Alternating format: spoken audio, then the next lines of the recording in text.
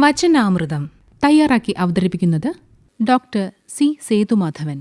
അതിസുന്ദരമായ പ്രഭാതം, കിഴക്ക് സൂര്യോദയം, സസ്യജാലങ്ങളെ തട്ടിയുണർത്തുന്ന സൂര്യകിരണങ്ങൾ, മഞ്ഞണിഞ്ഞ മാമരങ്ങൾ, മുത്തുമണികൾ അണിഞ്ഞ പുൽച്ചെടികൾ, പൂക്കൾ പൊഴിക്കുന്ന ചെടികൾ, ദേശാന്തരങ്ങളിൽ നിന്ന് സൗഹൃദത്തിൻ്റെ ദൂതുമായി എത്തിച്ചേരുന്ന മന്ദമാരുതൻ, എങ്ങും പൂക്കളുടെ സുഗന്ധം, താരും തളിരുമണിഞ്ഞ പ്രകൃതി. ചങ്ങമ്പുഴ പാടിയതുപോലെ മലരണിക്കാടുകൾ തിങ്ങിവിങ്ങിയ മരതക കാന്തിയിൽ മുങ്ങിയ പ്രകൃതി ഭംഗി കാണുമ്പോൾ ആരുടെ മനസ്സാണ് തുടിക്കാതിരിക്കുക? ഇത്തരം സാഹചര്യത്തിൽ അതിരാവിലെ ഒന്ന് നടന്നു നോക്കൂ.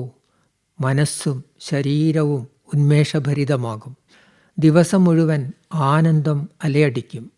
ഇത്തരത്തിലുള്ള ഒരു പ്രഭാതം എത്ര പേർക്ക് കാണാൻ കഴിയുന്നുണ്ട്, ആസ്വദിക്കാൻ കഴിയുന്നുണ്ട്?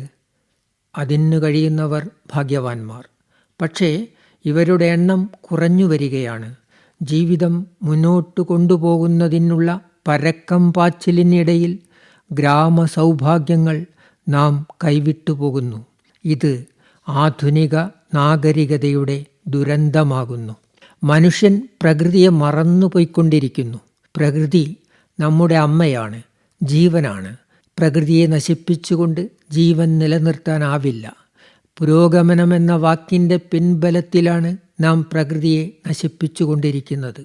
കുന്നുകൾ ഇടിച്ചു നിരപ്പാക്കുന്നു, മൺകൂനകൾ റോഡുകളായി മാറുന്നു, ദേശീയ പാതകൾ നിലവിൽ വരുന്നു.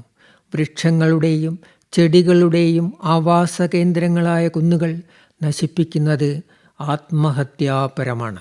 നിറഞ്ഞൊഴുകുന്ന പാടങ്ങളും തോടുകളും കതിരേന്തി നിൽക്കുന്ന നെൽവയലുകളും നമുക്കിന്ന് അന്യമായിക്കൊണ്ടിരിക്കുകയാണ്. വയലുകളിൽ കോൺക്രീറ്റ് വീടുകളും ഫ്ലാറ്റുകളും വൻകിട ഹോട്ടലുകളും ഓഡിറ്റോറിയങ്ങളും നിറഞ്ഞു വരികയാണ്. സ്ഥലവിസ്തൃതി കുറവും ജനസംഖ്യ കൂടുതലുമാകുമ്പോൾ ഇങ്ങനെയൊക്കെ സംഭവിക്കുമെന്ന ഒരു സാമാന്യയുക്തി നാം കേൾക്കുന്നുണ്ട്. ഇത് വസ്തുതകളെ യാഥാർത്ഥ്യബോധത്തോടെ കാണാത്തതുകൊണ്ടുള്ള ഒരു ഭ്രമം മാത്രമാണ്. അരിയും പച്ചക്കറിയും പല വ്യഞ്ജനങ്ങളുമൊക്കെ അന്യസംസ്ഥാനങ്ങളിൽ നിന്ന് ലഭിക്കുന്നത് കൊണ്ടാണ് മലയാളികൾ ജീവിച്ചു പോകുന്നത്. നമുക്കാവശ്യമുള്ളത് ഇവിടെ തന്നെ ഉൽപ്പാദിപ്പിക്കാമെന്ന ചിന്ത പോലും നമുക്കില്ല. ആഗോളീകരണ കാലത്ത് ഇങ്ങനെ ചിന്തിക്കുന്നത് സങ്കുചിത വീക്ഷണമായി കാണാനും ചിലരുണ്ടാകും. പക്ഷേ നാം മറന്നുപോകുന്നു നമ്മുടെ അധ്വാനശേഷിയും അഭിമാനവും. എല്ലാം മനുഷ്യന് വേണ്ടി ഉള്ളതാണെന്ന ചിന്തയാണ് പ്രകൃതി ചൂഷണത്തിലേക്ക് മനുഷ്യനെ നയിക്കുന്നത്. ഈ ഭൂമിയുടെ അവകാശികൾ മനുഷ്യർ മാത്രമല്ല. ഈ ഭൂമിയിലുള്ള സർവ്വജീവജാലങ്ങൾക്കും പ്രകൃതിയിൽ അവകാശമുണ്ടെന്ന് അറിയണം. അതിൽ ഒരവകാശി മാത്രമാണ് മനുഷ്യൻ. ഈ തിരിച്ചറിവ് നമ്മെ പ്രകൃതി സംരക്ഷണത്തിലേക്ക് നയിക്കും. പ്രാചീന ഗുരുകുലങ്ങളും ആശ്രമങ്ങളും പ്രകൃതിയോട് ഇണങ്ങിയവയായിരുന്നു. കൃത്രിമത്വം തൊട്ടുതീണ്ടാത്ത പ്രകൃതിയോട് പൊരുത്തപ്പെട്ട ജീവിതമായിരുന്നു ഇവിടങ്ങളിൽ ഉണ്ടായിരുന്നത്. പ്രകൃതി കീഴടക്കപ്പെടേണ്ടതാണ് എന്നും അക്ഷയഖനിയാണ് എന്നുമുള്ള ചിന്ത വിടുക. പ്രകൃതി അമ്മയാണെന്നും സ്നേഹമയിയാണെന്നുമുള്ള ബോധം വളർത്തുക. പ്രകൃതിയോടിണങ്ങി ജീവിക്കുന്നത് നമ്മുടെ ഉത്തരവാദിത്വമാണെന്ന് അറിയുക.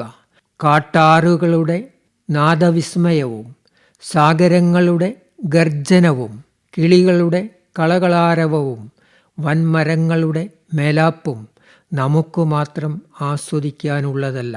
അതിനുള്ള അവസരം വരും തലമുറയ്ക്കും ഒരുക്കി വയ്ക്കുക. അതാകട്ടെ നമ്മുടെ കടമ. വചനാമൃതമാണ് നിങ്ങൾ ഇതുവരെ കേട്ടത്. തയ്യാറാക്കി അവതരിപ്പിച്ചത് ഡോക്ടർ സി സേതുമാധവൻ.